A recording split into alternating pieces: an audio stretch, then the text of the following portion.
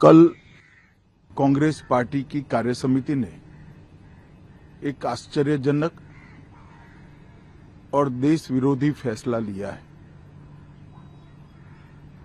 उन्होंने अपनी पार्टी के 37 के रिजोल्यूशन को फॉलो करते हुए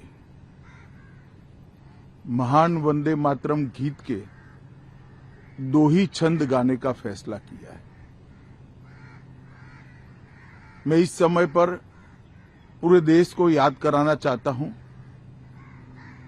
कि 1937 में कांग्रेस पार्टी ने मुस्लिम अपीसमेंट के लिए वंदे मातरम के 2 टुकड़े कर देश के विभाजन की नींव डाली थी और वहीं से 2 राष्ट्र के सिद्धांत को ताकत मिली थी और अंततोगत्वा देश का विभाजन हुआ और पाकिस्तान का जन्म हुआ था। आज जब वो ऐतिहासिक गलती को वंदे मातरम के गीत के प्रागट्य के 150वें साल में नरेंद्र मोदी सरकार ने सुधार कर बंकिम बाबू की ये अमर कृति को पूरा गीत गाकर राष्ट्रीय एकात्मता को फिर से एक बार सुदृढ़ करने का प्रयास किया है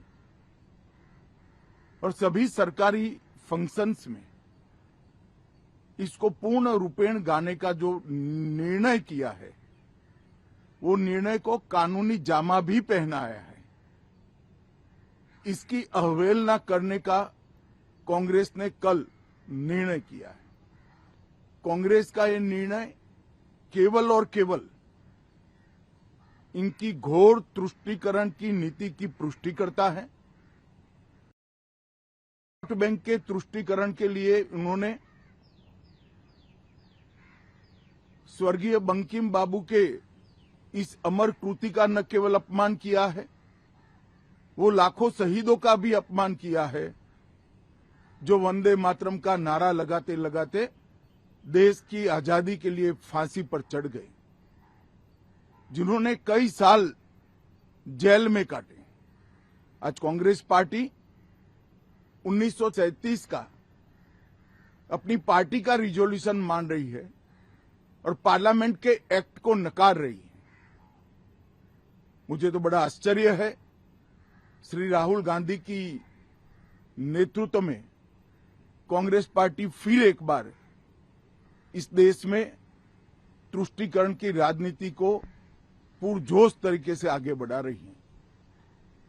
मैं देश की जनता को अपील करना चाहता हूं कि एक बार इस देश ने गलती करी थी वंदे मातरम के 2 टुकड़े होने देने की और एक गलती के गंभीर परिणाम हमने भुगते हैं। अब देश की जनता एकजुट हो और कांग्रेस पार्टी के इस फैसले के खिलाफ आवाज बुलंद करे कि अब इस देश में तुष्टीकरण की राजनीति नहीं चलेगी। ये आजाद देश है। आजादी के 80 साल के बाद 1937 में जो फैसला कांग्रेस ने किया था, जिसको नरेंद्र मोदी जी ने सुधारा है, उसके सामने का कोई विरोध इस देश की जनता नहीं सहन करेगी।